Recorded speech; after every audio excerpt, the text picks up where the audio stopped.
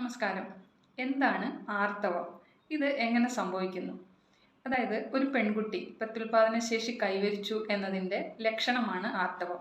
തലച്ചോറ് മുതൽ അണ്ഡാശയം അതായത് ഓവറി വരെ പങ്കെടുക്കുന്ന ചില ഹോർമോണുകളുടെ സഹായത്തോടെ നടക്കുന്ന ഒരു സങ്കീർണമായ പ്രക്രിയയാണിത്.